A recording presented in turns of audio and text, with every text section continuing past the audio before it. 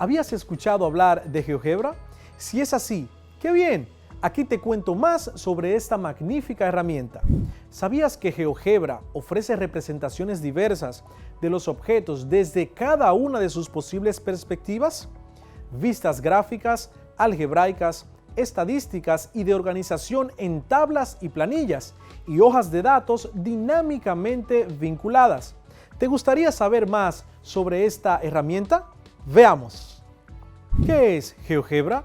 GeoGebra es un software de matemáticas para todo nivel educativo. Reúne dinámicamente geometría, álgebra, estadística y cálculo en registros gráficos, de análisis y de organización en hojas de cálculo. GeoGebra, con su libre agilidad de uso, congrega una comunidad vital y en crecimiento.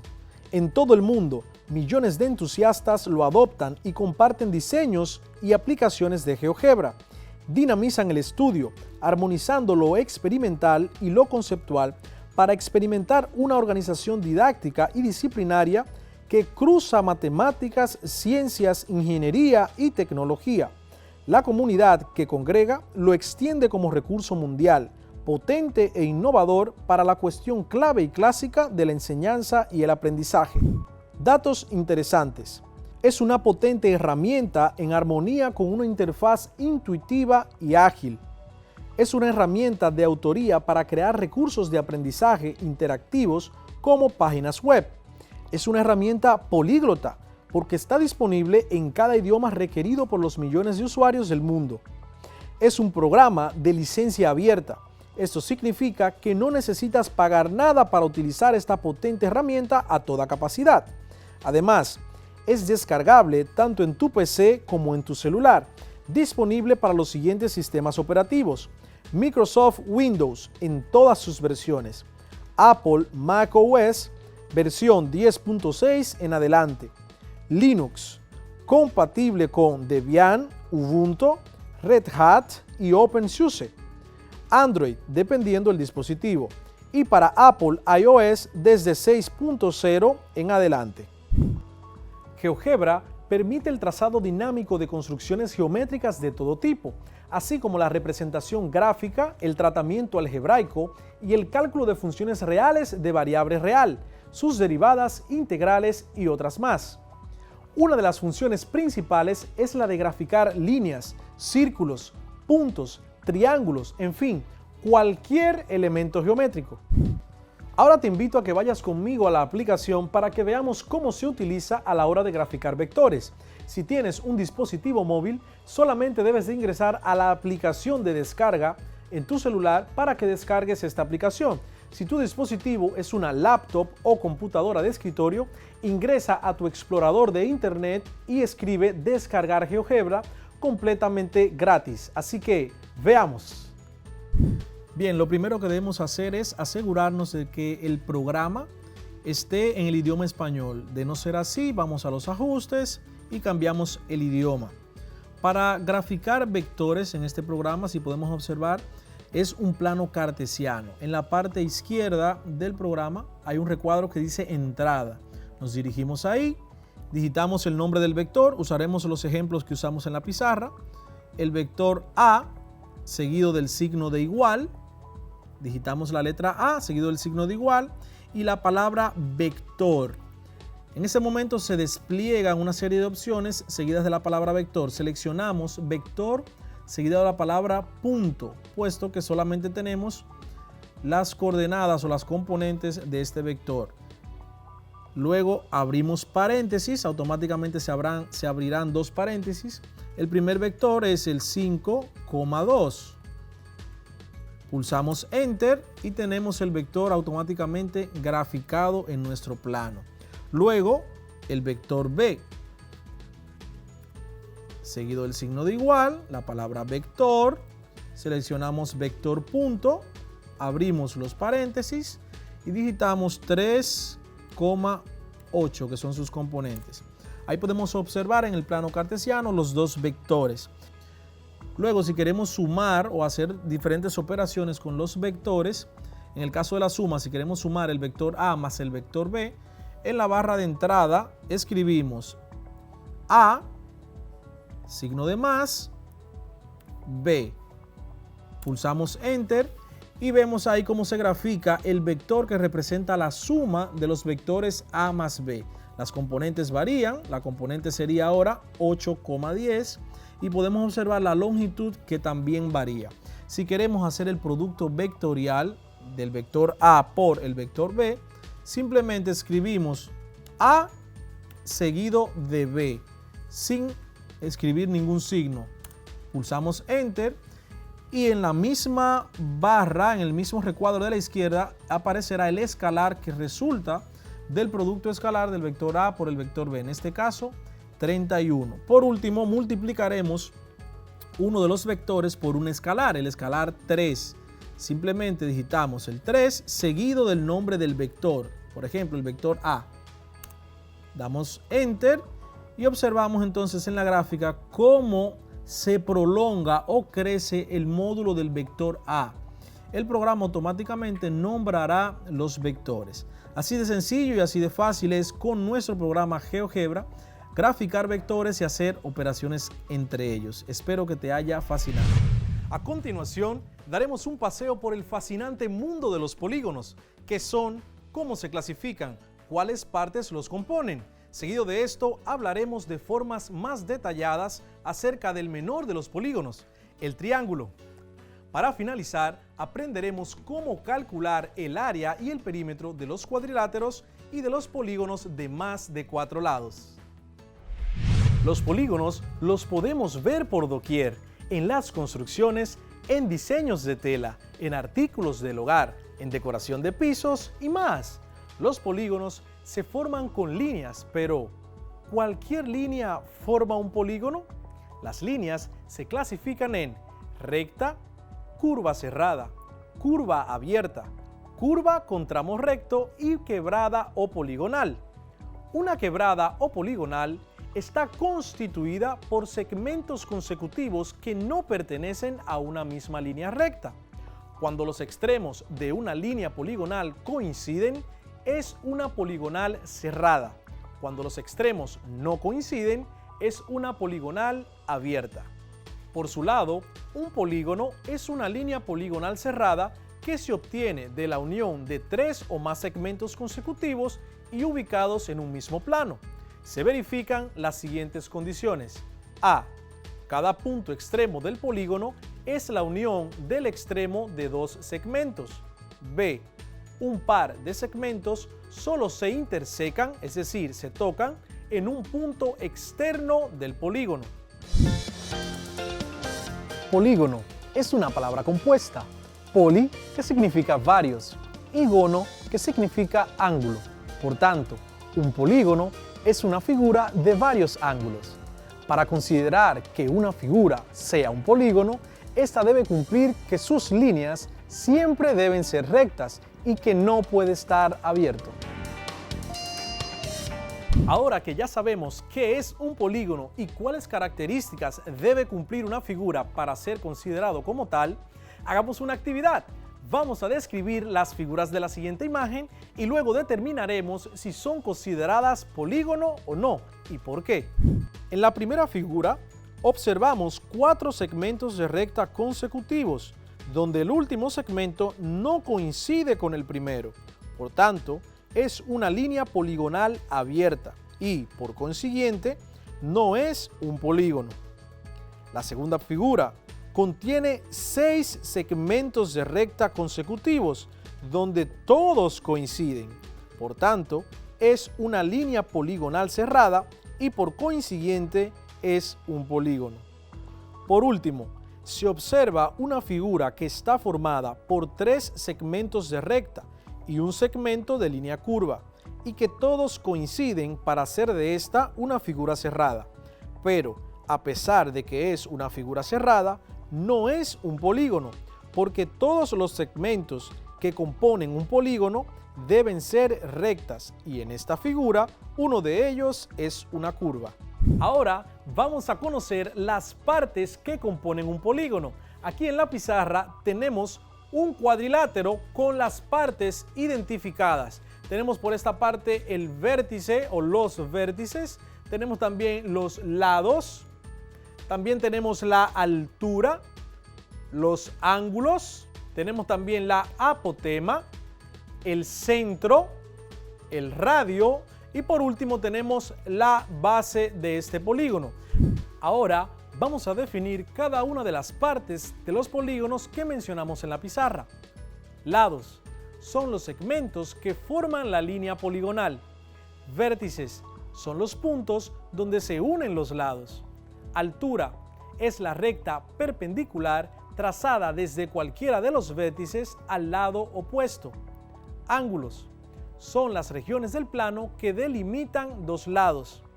Diagonal es la recta que une dos vértices no consecutivos. Centro es el punto desde el que todos los ángulos y lados están a la misma distancia.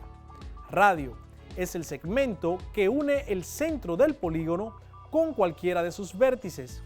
Apotema es el segmento que une el centro del polígono con el centro de cualquiera de sus lados. Base es el lado inferior de un polígono.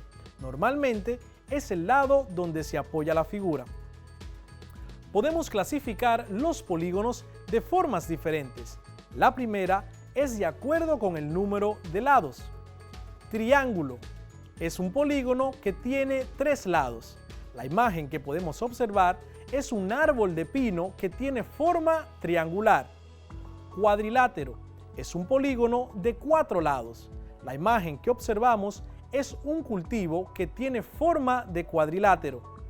Pentágono es un polígono de 5 lados. Si observas la imagen, es una estrella de mar que tiene 5 lados. Hexágono es un polígono que tiene 6 lados. Si observas bien las imágenes, tenemos las celdillas de los panales de abejas que tienen forma hexagonal. También, si observas un copo de nieve, tiene la forma de un hexágono. Heptágono son polígonos que constan de 7 lados. Octágonos son polígonos que constan de 8 lados. Si observas la imagen, es una moneda de 25 pesos dominicanos que en su interior podemos observar un octágono. Eneágono es un polígono de 9 lados. Decágono es el polígono que tiene 10 lados. Un decágono es el polígono de 11 lados. Por último, dodecágono es el polígono de 12 lados.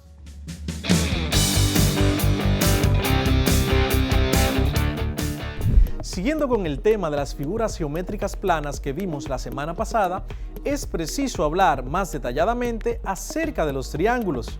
¿Recuerdan qué es un triángulo? Un triángulo es un polígono, o sea, una figura geométrica plana formada por 3 lados. A su vez, estos 3 lados forman 3 ángulos entre sí. El triángulo es una de las figuras geométricas que utilizó el hombre desde la antigüedad en sus trazados, en los cálculos de las distancias inaccesibles de la astronomía, alturas de pirámides, también en los diseños de sus construcciones y de sus decoraciones. Hoy día el uso de esta figura se mantiene y se ha incrementado. Los triángulos se clasifican de 2 formas.